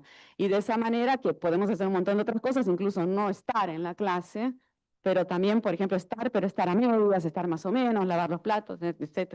Entonces, de nuevo, son maneras de retirarse muy distintas y quizás algunos hayan evocado, quienes estamos del siglo XX, hayan evocado la película The Wall, ¿no? Que no por casualidad se llama La Pared, ¿no? De nuevo, ¿no? La pared ahí que era desafiada porque el profesor era un profesor súper disciplinario, autoritario, y todo ese sufrimiento, ¿no? De la moledora, la metáfora poco sutil de la moledora de carne, ¿no? De la escuela. En fin, esa pared que está allí y que demanda toda una serie de sufrimientos, ¿no? Pero sufrimientos que también eran consensuados en la sociedad. Estaba bien hacer eso porque era por el bien común, ¿no? Teníamos que apoyar eso. Y había cierto consenso, ¿no? Hasta que dejó de haberlo y de distintas maneras no dejó de haberlo. Pero el tema de las paredes, por lo tanto, va perdiendo fuerza, mucho antes de que nos hiciéramos compatibles con las tecnologías digitales, ¿no? O sea, viene de mucho más lejos. Factores, de nuevo, socioculturales, económicos, políticos, morales, ¿no? Porque también todos los castigos físicos, por ejemplo, que estaban presentes en la película de Wall, formaban parte del reglamento escolar y ya hace mucho que eso se volvió ilegal, ¿no? Incluso. Bien, entonces toda esta cuestión de la sociedad disciplinaria, del confinamiento, toda esa crisis va avanzando y vamos abandonando ese mundo de la sociedad moderna, industrial y los límites sobre todo, en esa sociedad que limitaba eficazmente. Y pasamos a una sociedad que nos invita sutilmente y seductoramente a no respetar ningún límite, a desafiar todos los límites. Claro, eso es muy lindo en muchos sentidos y es muy problemático en otros, ¿no? Por ejemplo, límites para dormir, la noche, las diferencias entre noche y día, entre fin de semana y días útiles, laborables, vacaciones, en fin, este tipo de límites que antes estaban mucho más claros, ¿no? El reloj no sé, a las 5 de la tarde se terminaba de trabajar, se iba a casa y después no se pensaba más en el trabajo hasta el lunes siguiente. Y con las redes atravesando todas las paredes, eso dejó de ser así. Entonces no hay más límites en muchos sentidos. Y eso evidentemente produce cansancio. No sé si a ustedes les pasa, porque es muy cansador, evidentemente, estar funcionando todo el tiempo y no poder de la frustración, porque no lo logramos. Pero, por ejemplo, los grupos de WhatsApp del trabajo, me parece que son un ejemplo bastante claro de eso. Antes teníamos una reunión por semana, por ejemplo, en mi caso, reunión de colegiado, o de departamento, o una vez por mes, durante 2 horas o 3 horas, el primer miércoles de cada mes. Y ahora que tenemos el grupo de WhatsApp, es una reunión permanente, ¿no? Estamos todo el tiempo en reunión. Y lo mismo con el grupo de la familia, antes era la Navidad, el Año Nuevo, ahora estamos todos, y tenemos varios grupos de familia porque la gente está peleada entre sí. Entonces, todo el tiempo pasando al mismo tiempo. Entonces, muy cansador y los usos del tiempo y el espacio que les decía antes, pero como más capas, ¿no?, que se van agregando. Y esta cuestión de la no se limita a eso, sino también a lo que nos ofrece el mundo digitalizado. Ahí hay otro meme de esto que me gusta mostrar a mí, que está este chico, este señor, con una mochila gigantesca de PDFs que no llega a leer, ¿no?, que seguramente también se identificarán. Hasta que la computadora se rompe, no sé, algo pasa, me pierde toda la mochila, ¿no? Ay, desazón, y después un alivio, bueno, y después enseguida ya la mochila se empieza a llenar de nuevo, o las pantallas abiertas, ¿no?, de cosas para leer. Y si fuera solo PDFs, ¿no?, porque también tenemos todo lo demás, películas, series, canciones, chismes, noticias, etc. Entonces, eso, ¿no?, la ansiedad. No es casual que tengamos estos problemas de ansiedad. Este libro que fue muy hablado en el último tiempo, ¿no?, la generación ansiosa, refiriéndose a la generación de chicos más jóvenes que ya nacieron con el celular. Está ansiosa aquí mirando la hora, ¿no? Estamos bien con la hora. La ansiedad, los límites. Bueno, entonces, esta cuestión de la ansiedad, que este libro no se lo deben conocer porque fue muy, muy debatido, se refiere a las generaciones más jóvenes y es una crítica bastante contundente a esto que estoy medio que sintetizando, ¿no?, de compatibilizarse con los celulares, y que incluso inspiró que en varias escuelas del mundo se prohibiera el uso de celulares para ver si se volvía de alguna manera la sociedad disciplinaria o la escuela disciplinaria y tal. Por lo tanto, el desafío a la educación cada vez más evidente. En todo caso, la cuestión de los modos de vida, si todos esos ejemplos que le estoy dando, posible pensar estos modos de vivir, pero muchos otros, ¿no? Hay muchos otros que no los vamos a comentar ahora, porque mi idea es pensar más específicamente esta cuestión de los negacionismos y de las fake news y todo esto, que también formaba parte del paquete de la sociedad moderna, esa estabilidad, ¿no?, de lo verdadero y lo falso, lo real y lo irreal. Y esto me parece que que está muy pensado, ¿no?, a pesar de que mucha gente lo está pensando, porque es fundamental pensarlo, evidentemente, pero es muy reciente, se puso en evidencia, ¿no? Entonces, por eso también es más difícil pensarlo, y además porque es de una enorme magnitud. Pero en todo caso yo lo relaciono con esto, ¿no?, lo relaciono con ese mundo de las paredes y de la limitación de la sociedad moderna, de las instituciones de confinamiento, todo eso que se va desajustando, desbarajustando, y también, por lo tanto, la solidez de lo verdadero, de la realidad social compartida, todo eso va junto, ¿no? O sea, viene como al unísono. Y aquí estas imágenes de la Revolución Francesa y de los inicios del marco histórico que se convencionó, ¿no?, en llamar como la inauguración de la sociedad moderna, esta sociedad que tuvo su auge en el siglo XIX y XX, pero que oficialmente, digamos así, no sé, ¿no?, a fines del siglo XVIII, con las revoluciones democráticas, las revoluciones burguesas, además de la revolución industrial.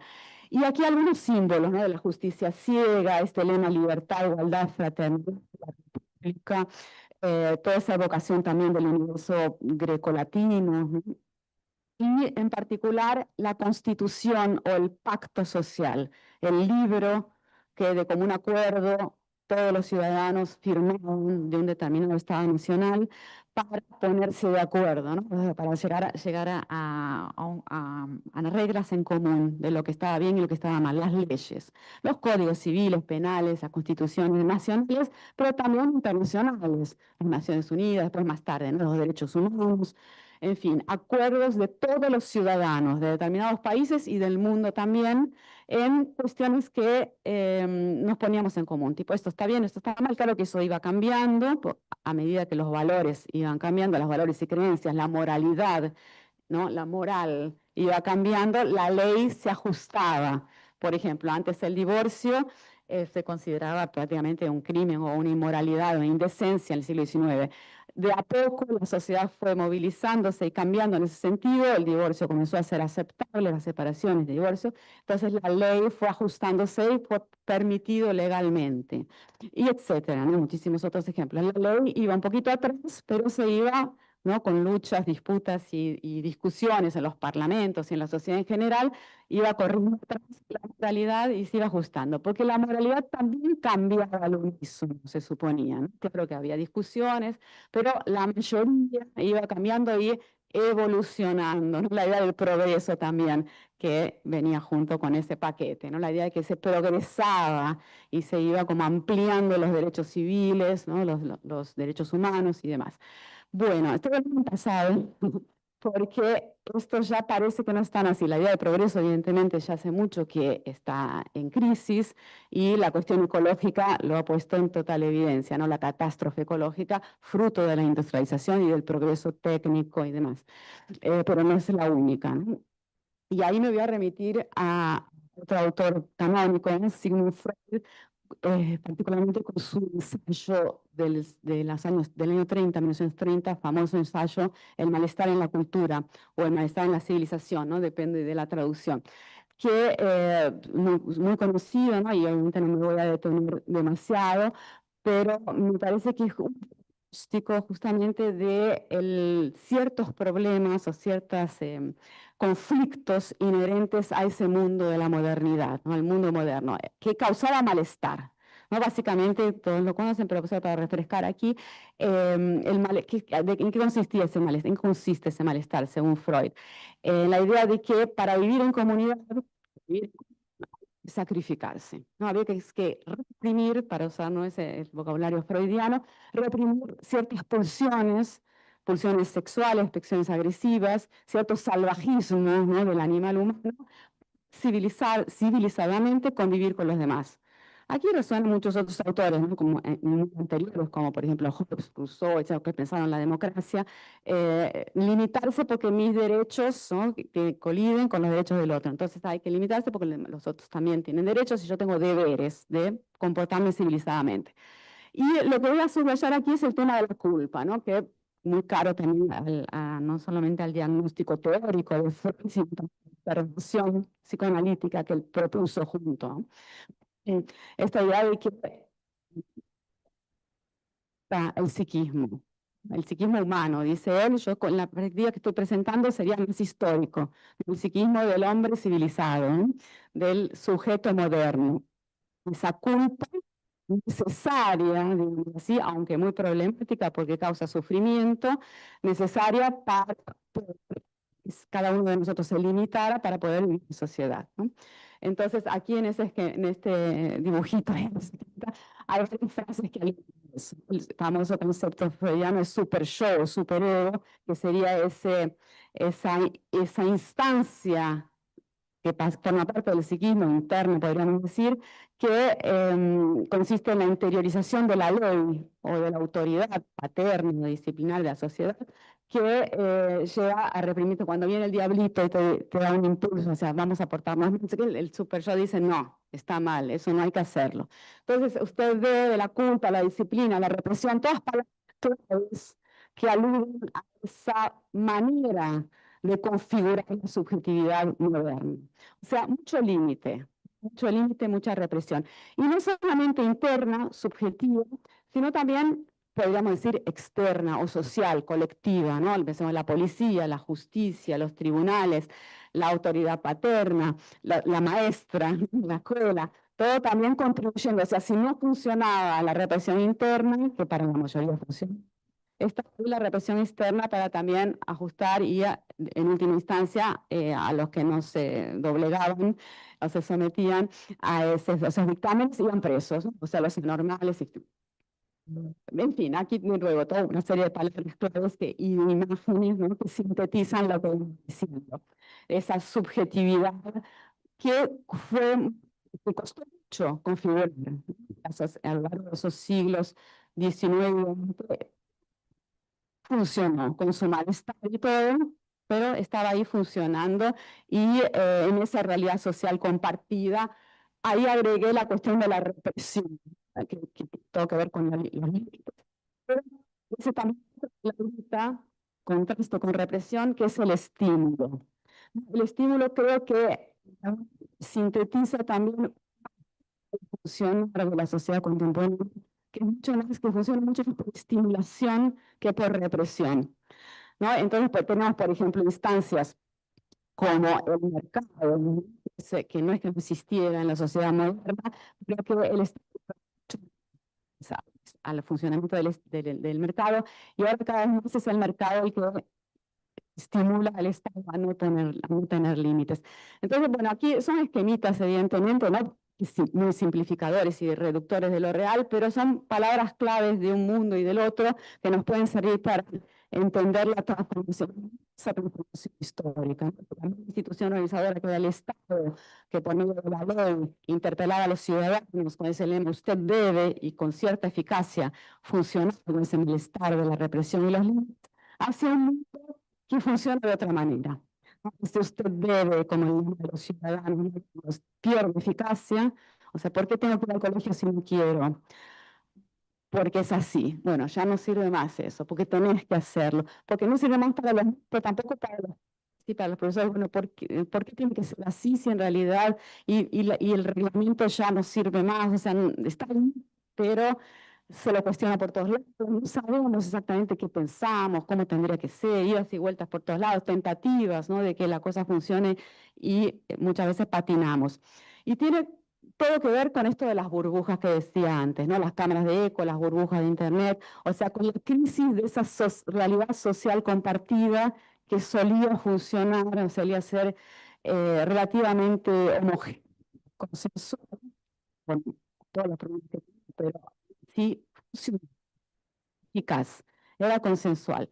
Y eso dejó de funcionar. Y ahí tenemos esta cuestión de la realidad, realidad ficción, verdad y mentira, que era una de las muchas dicotomías, todas las simplificadoras, porque es muchísimo más complejo, aún en la modernidad, evidentemente, ¿no?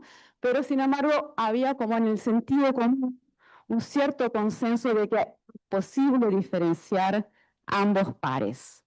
Incluso hay otras que pongo aquí, como vida, muerte, esfera privada, ámbito público, femenino, masculino. Muchas otras dicotomías modernas podrían ser aludidas, pero básicamente solían definirse como mutuamente excluyentes, pares opuestos y mutuamente excluyentes. Lo que era privado no era público, lo que era público no era privado, y una cosa se definía por lo que femenino, masculino, y solamente existían esos dos.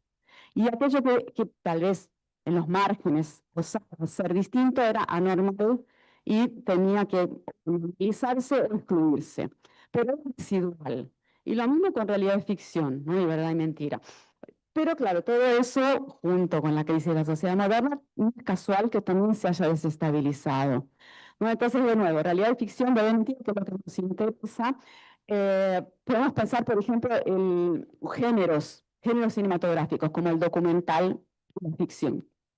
Película de ficción o una película documental. Hasta hace relativamente poco tiempo, que era complejo definir documental, y obviamente los especialistas y la epistemología y la reflexión ponía todo eso entre comillas, y había muchísima reflexión desde el siglo XIX sobre todo eso, en películas y literatura y demás.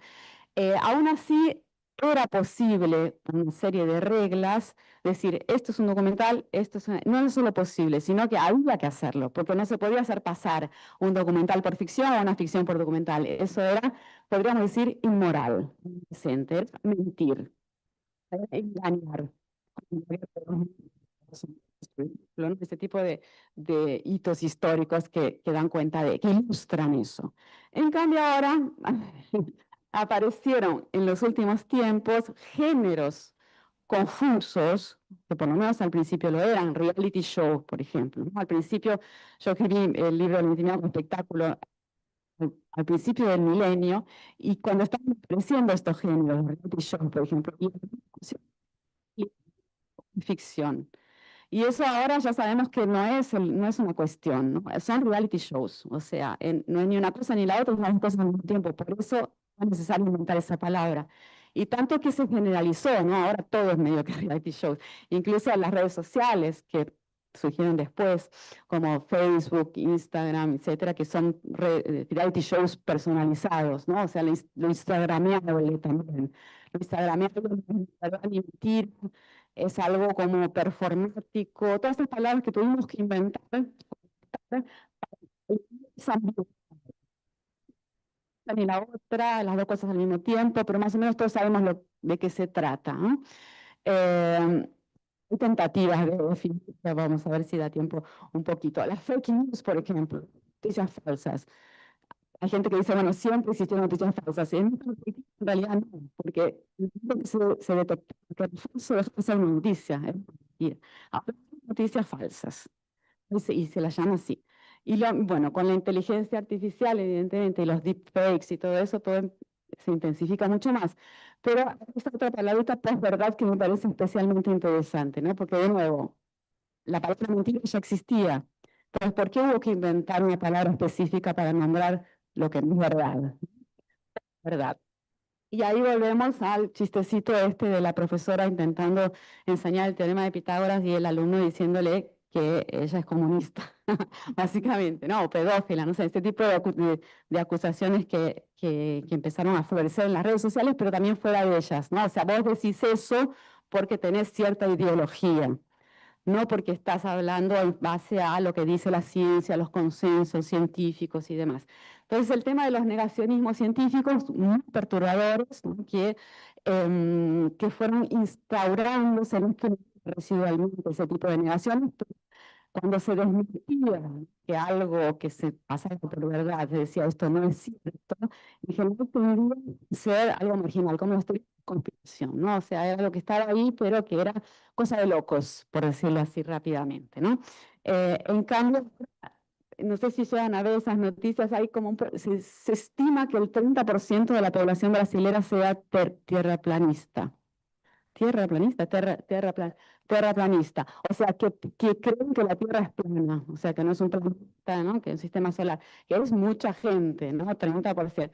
No sé cómo se estima eso, en fin, pero quizás hasta sea más, ¿no? O sea, porque justamente tiene que ver con esto de las burbujas de Internet y además con la imposibilidad de que esto es importante. O sea, no es que a estas personas uno le puede decir, bueno, no, pero planeta, si es así, ¿cómo no habría un límite? En fin, todos los argumentos que hace siglos tenemos no funcionan porque justamente lo que dicen ellos, a vos te engañaron, vos te la creíste, vos te creíste lo que la ciencia, la Big Pharma y no sé qué te hizo creer, y en realidad lo que sabemos somos nosotros, que estamos en este grupo de Telegram, grupo de WhatsApp, y que somos los iluminados. Entonces no hay argumentos válidos, racionales. O sea, esos argumentos racionales y esos criterios que antes salían a funcionar no funcionan más. Y en los negacionismos climáticos también, te puedo negar que existe el cambio climático. Los antivacunas, incluso ya son ministros de salud, ¿no? Antivacunas, que las vacunas hacen mal, que el microchip, bueno, no hace falta que les dé ejemplos. Entonces, todo esto también hay este concepto de guerras culturales, ¿no? O sea, se transformó más que en una batalla del saber o el progreso por el conocimiento, ¿no? Contra la ignorancia, son guerras culturales, en el sentido de guerras ideológicas, batallas ideológicas, polarizaciones políticas. Entonces se trata más bien de moralizar ciertos saberes. O sea, lo que yo digo es verdad porque favorece mi modo de vivir, ¿no? Y está de acuerdo, mis amigos están de acuerdo, entonces es mejor que sea así. O sea que no es que no haya criterios, sino que son criterios completamente distintos a los que solían ser eficaces y consensuales hasta hace poco tiempo. Entonces, guerras culturales son este tipo de cuestiones, ¿no? El virus woke, el tema de los dibujitos animados de izquierda o de derecha, en fin, estas guerras culturales que tienen mucho que ver con lo que se conoce polarizaciones político-ideológicas, que es otro factor que contribuye, ¿no? a que no se sepa que es verdad, que es mentira, o que no haya más esa estabilidad. Y un último, que por lo menos de los que yo quiero mencionar, es esta cuestión de la prensa, ¿no? Que también es bastante perturbador, ¿no? La crítica al periodismo, la crítica a las verdades que se expresaban en los medios de comunicación y se siguen expresando, pero que cada vez tienen menos confiabilidad, ¿no?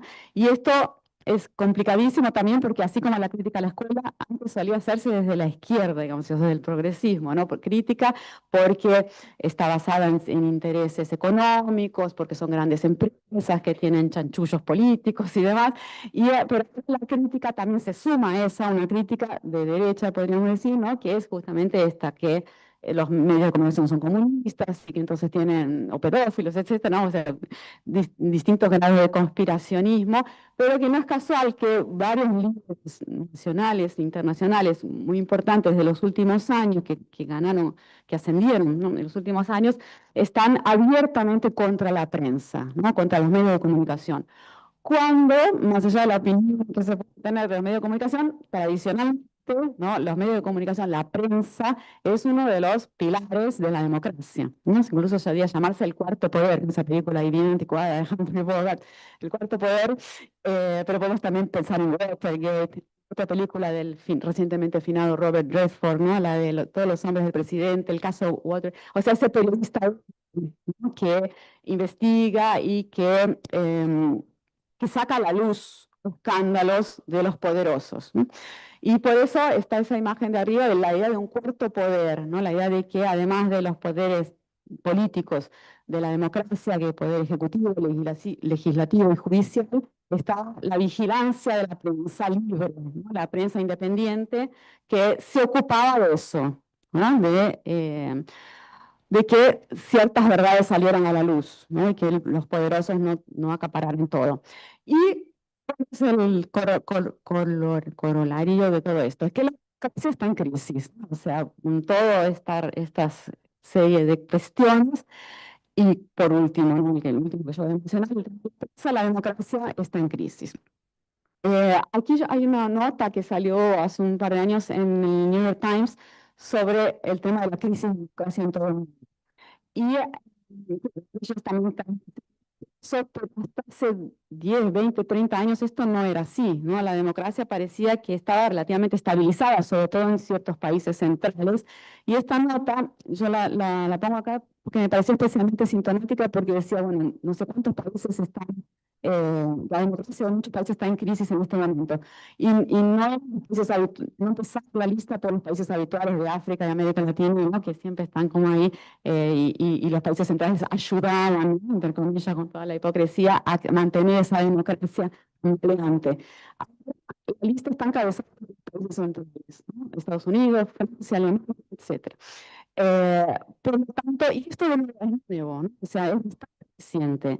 Estos son algunas imágenes de libros publicados recientemente sobre la crisis de la democracia, y van a ver que están escritos sobre la importancia del yo, ¿no? O sea, el yo soberano, el yo tirano, la intimidad con espectáculo. ¿Qué es esto? Parece que son temas distintos. Cosa es la crisis de la democracia y otro es este yo impetuoso que se pone cada vez más en primer lugar. Y de acuerdo con esta perspectiva que yo vengo trabajando, en realidad son complementos, son fenómenos complementarios. Incluso uno explica al otro. Aquí de nuevo el esquemita que les había mostrado antes y subrayando la crisis de ese lema, usted debe, represor, limitador de la sociedad moderna, hacia estos lemas más publicitarios, más estimulantes, que vos tú puedes, yo quiero y yo me lo merezco, yo lo merezco porque soy yo, ¿no? Hice los deberes, ¿no? Lo merezco por ser yo. Que estamos todos involucrados en eso, no son solamente los modelos, sino que hay una moralidad que fue legitimándose desde los años 60 y 70, que llegó a poner esa autorrealización en primer plano, ¿no? ¿Por qué tendría que sacrificarme si yo quiero esto y lo otro, ¿no? La autoestima, toda una serie de valores que fueron ganando peso y que fueron dejando de lado las acusaciones de soberbia, que eran pecados mortales, o sea, hasta hace poco tiempo. Entonces ese yo en primer plano, yo creo que tiene una relación directa con la crisis de la democracia. Entonces esa implosión del suelo amor que dio que crecer, que fue fértil a las instituciones democráticas, el pacto social, el bien común y todo eso. Yo, se lo mencioné, ahora ya estoy terminando, ¿no? No hay mucho tiempo, ya estoy terminando. Sí, la parte final ahora.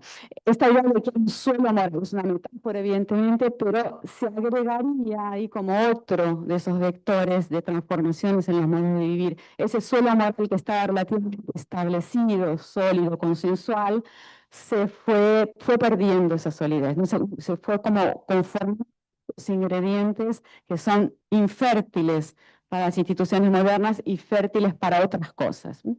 Entonces aquí en el esquemita se suma esa crisis, ¿no?, de la culpa como ese mecanismo privilegiado de control social, individual y colectivo, fue perdiendo fuerza, se fue desactivando, ya no funciona, ¿no?, como antes.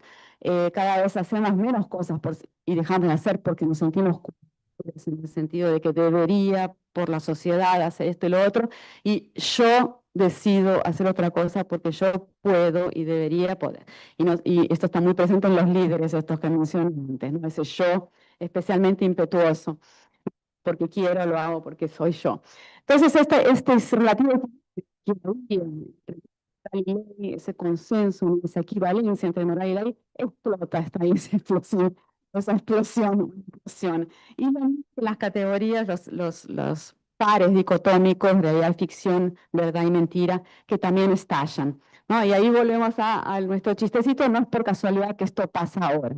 Tomando todos estos elementos, ahora se da esta situación que en no sé, 40, 50 años habría sido inverosímil. Pero ¿por qué no? ¿No? Diría, ¿por qué no? Yo voy a criticar lo que dice la profesora. Entonces, habilitado todo este desafío. Y quería cerrar con una breve alusión a esta palabra posverdad, ¿no? Que es una palabra bastante inquietante. No sé si a ustedes también les suscita esa inquietud. Esta es la definición oficial de posverdad, ¿no?, que fue elegido por esas cosas que hacen en canciones de 16, que fue en buena medida por la campaña política que ganó las elecciones en Estados Unidos. Entonces, esta mezcla, ¿no?, mentira, que son las opiniones y los sentimientos y las emociones que están en primer lugar, los hechos. Bueno, en mi perspectiva, ¿no? O sea, la definición, por lo menos para alguien difícil entender a qué se refiere. Entonces yo uso este meme para definir qué es posverdad, ¿no? Por un lado tenemos aquí como a René Descartes, ¿no?, fundador de la filosofía moderna. Pienso, luego existo. O sea, la duda sistemática sobre todo lo que me puede estar realmente no dándome cuenta de que algo es verdad y mi percepción. Entonces llego al consenso con otros filósofos y otros sabios de que esto es la realidad, esto es lo que es la filosofía. Y este otro personaje más contemporáneo que dice, creo, entonces estoy en lo cierto, creo, entonces tengo razón. ¿Qué falta ahí? La palabrita fundamental, yo. Yo creo esto, por lo tanto es verdad. Lo cual no tiene ningún sentido si nos quedamos en la lógica moderna. Porque ¿qué le diría una mamá a este chico? Si no, que vos creas, profesora, que vos creas no tiene ninguna importancia. O sea, que vos quieras, no todavía. O sea, hay cosas que son verdad y mentira, la ficción, y no tienen nada que ver con vos. Así que, bueno, ponete al tono, ¿no? Y si no, vas al manicomio o lo que sea. Entonces, porque yo quiero, que no tenía ningún fundamento, ahora lo tiene. O sea, ahora es argumento válido, sobre todo si ese yo es suficientemente fuerte como para imponerse, ¿no? Si yo y mis amigos tenemos muchos seguidores, así que entonces este esquemita que les mostré es como realizándose, ¿no? O sea, parece absurdo, sin embargo tiene fundamento. El fundamento es que hay un cambio histórico, un cambio de época, que puede ser interpretado a la luz de los cambios tecnológicos, pero que no es causado por los modos de vida que inventaron esas tecnologías. Y hay este otro chistecito que también me parece ilustrativo, tipo, ¿cómo puede ser verdad? Tipo, la hija le dice al padre que es una noticia falsa. Dice, ¿cómo puede ser verdad si dice exactamente lo que yo pienso? De nuevo, yo, ¿no? Si es lo que yo pienso. Y aquí, de nuevo, ¿no? En su opinión, en la mía, en mi opinión, no es verdad. Y eso es lo más importante. O sea, no es que no haya criterio. Acá es mi último libro, que salió a fines del año pasado, que se llama Yo me uno. Ese yo es el criterio, no es que no haya criterio. Es que es un criterio con toda una racionalidad moderna, ¿no? Entonces ahí en ese libro, que se los dejo como lectura,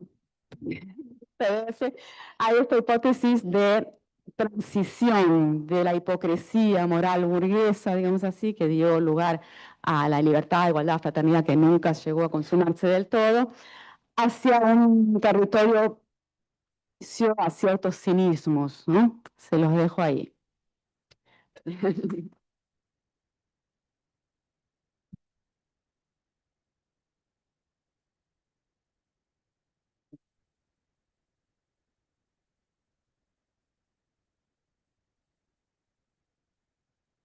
Bueno, qué placer escucharte el interrogante es cómo habitamos estos nuevos modos de vivir en una sociedad compartida, ¿no? Porque finalmente igual compartimos esta sociedad, pero eh, antes de que puedas compartir una reflexión final, no sé si hay alguien que quiera hacer alguna pregunta, reflexión, varias manos levantadas. Allá arriba y ahí, empezamos por allí, espera que ahora hago ejercicio, espérate. Ya llego.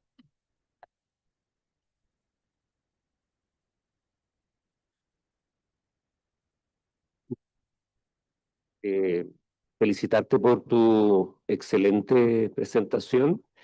Me hace mucho sentido, pero son temas que yo también investigo y trabajo como formador de profesores. Y son temas que están permanentemente en la reflexión del aula. Pero no sé, más que una pregunta es una reflexión y a ver si la compartes o no. Yo siento que hoy día la escuela está en una encrucijada entre el prohibir y el incorporar eh, esta- estas nuevas tecnologías, estos nuevos géneros, estos nuevos discursos. Entonces, quizás, ¿cómo lo ves tú? En Chile estamos en una lógica de prohibir el celular, prohibir lo tecnológico, podríamos decir, dentro de la sala de clase. Pero desde mi perspectiva, siento que lo que falta es, más que prohibir, es formar docentes con las competencias para la enseñanza del siglo XXI. En ese sentido, creo que si seguimos educando con una mentalidad de docentes del siglo XIX para alumnos del siglo XXI, o sea, jamás vamos a hacer una conexión con los estudiantes. Y claramente nuestros alumnos van en esta dirección, de acuerdo a toda esta gran reflexión que has presentado hoy día. Y eso personalmente a mí me inquieta, quizás cómo mejorar la formación de los docentes. Y creo que tendríamos mejores resultados y ciudadanos más preparados y de acuerdo a esos cómics que tú presentabas, eh, para no decir, ah, sí, porque lo dice la prensa y es lo que yo creo, esa es la verdad. O sea, claramente creo que hay que preparar, educar y no prohibir. Esa es como sintéticamente mi reflexión después de tu excelente presentación.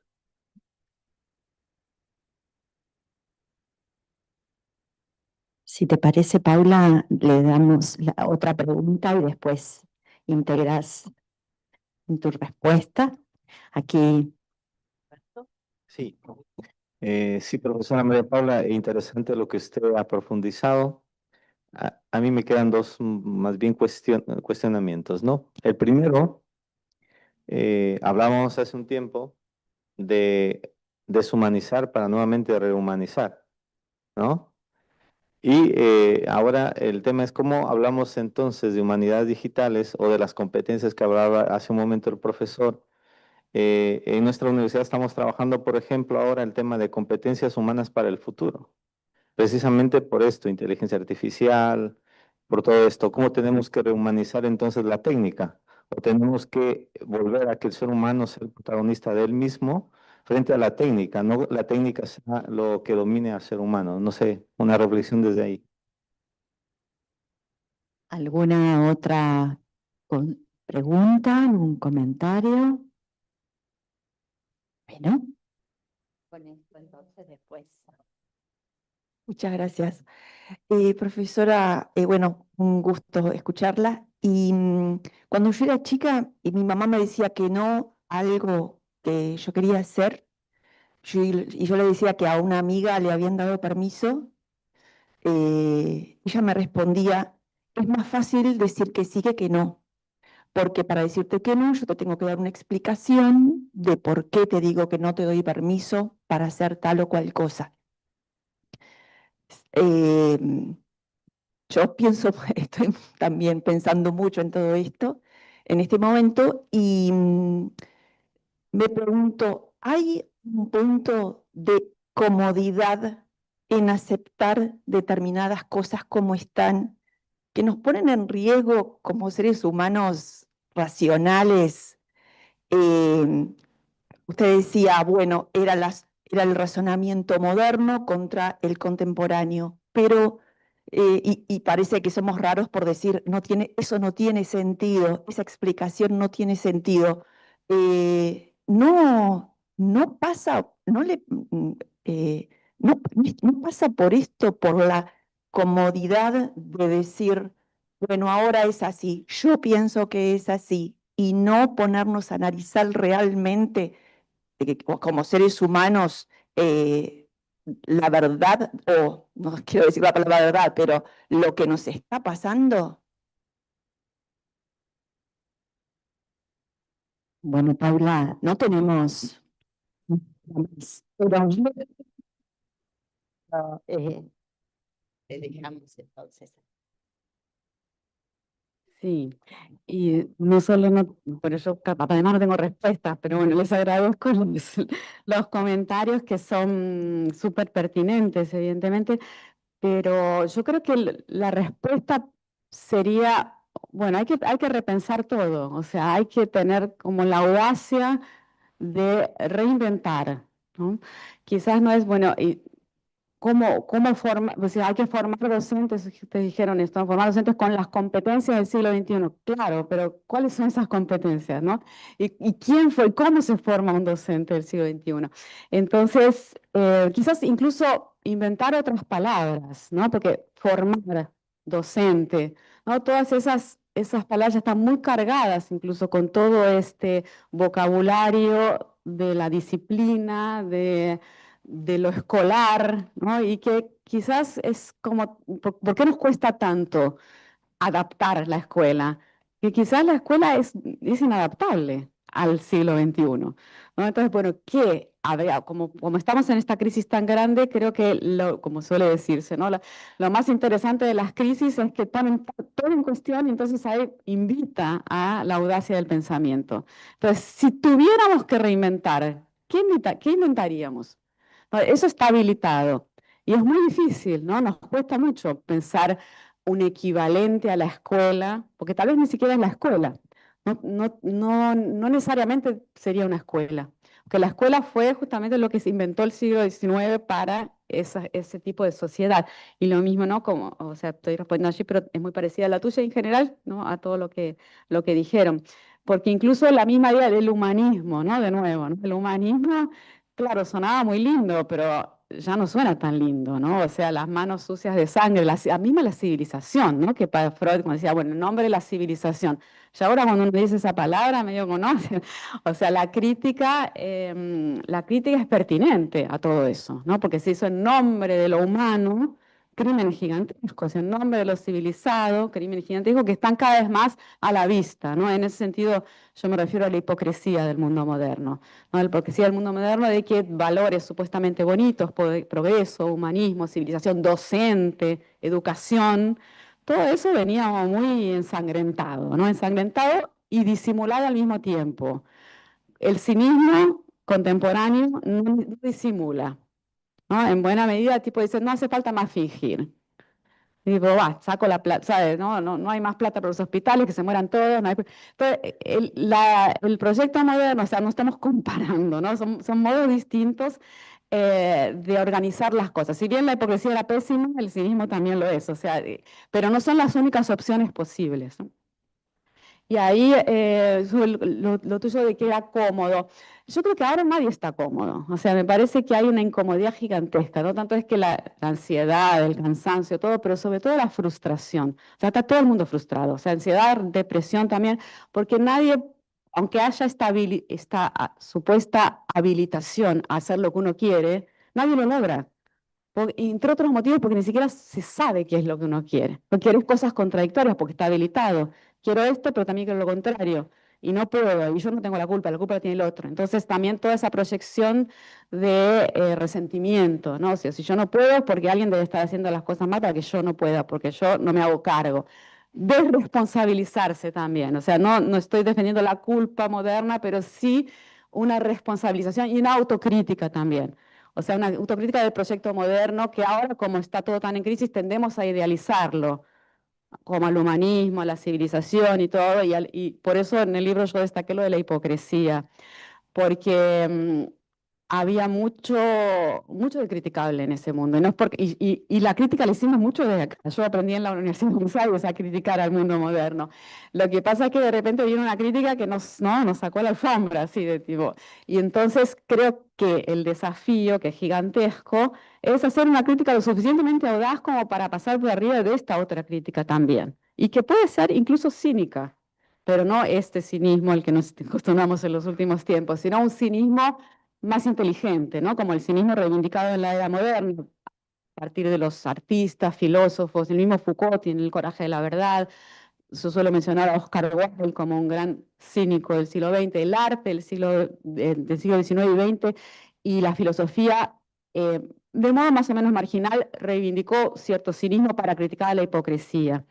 Lo que pasa es que, claro, ahora podemos decir nosotros, es mucho más fácil criticar la hipocresía que criticar a estos cinismos, ¿no? Sin aferrarse a las ruinas, esto es lo que quería decir, sin aferrarse a las ruinas de las instituciones que quedaron ahí, que criticamos y en buena medida están arruinadas porque las criticábamos, ¿no? Entonces, quizás para cerrar esta reflexión, algo que vos me decías cuando terminé mi presentación, cómo compartir, ¿no? Cómo hacer mundo común de nuevo. Y ese es un desafío enorme que creo que tiene que concentrar nuestras atenciones, porque este nuevo suelo moral que habilita al yo como empoderado, por usar una palabra también de vocabulario contemporáneo, tiende a tener un efecto atomizante, ¿no? O sea, centrífugo. Cada uno por su lado y sin sacrificarse o reprimirse, que todo suena horrible, ¿no? Pero sin embargo, el proyecto moderno, con todos sus problemas, aglutinaba, ¿no? Y llevaba a que uno hiciera cosas por los otros, por el común, ¿no? Esto no está más funcionando ahora. Entonces, quizás un punto que la escuela podría rescatar es ese, ¿no? ¿Cuál es el sentido de estar acá, por ejemplo, ¿no? O sea, hacer cosas juntos, un país, no sé, una familia, lo que sea, un grupo. Juntarse y tratar de hacer cosas juntos y que no sea solamente el yo, desconfiar del yo, ¿no? Ese yo tan prepotente, y las redes sociales nos entrenó mucho a eso, ¿no? Las redes sociales todo el mundo sabe lo que piensa, está muy seguro, no duda como Descartes, ¿no? René Descartes, es tipo, no, yo tengo razón y yo pienso esto y el mundo es así porque yo. Entonces ese yo quizás habría que como que bajarle un poco los humos, ¿no? Y empezando por casa, digamos, ¿no? Y tratar de ponerse en lugar del otro, pensar proyectos comunes, repensar, ¿no? Reinventar, sin soluciones, recetas ni nada, pero sí cuestionando y autocuestionándose.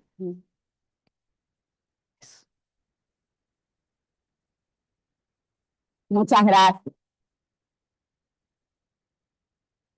Qué lujo comenzar la semana con Paul.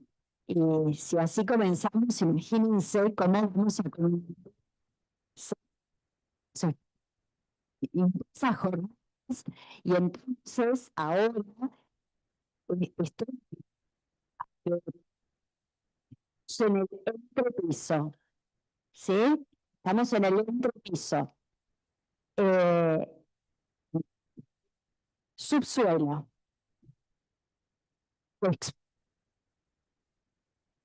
Subsuelo. Proyectos de distintas cátedras, de distintos profesores de que se llama Subexploración social. Proyectos de cátedras de distintas disciplinas, proyectos de 360, también se donde muchos de los que presentan su de este espacio, investigación participativa que se llama Estudios de Sentidos. Bueno, no les anticipo, eso son las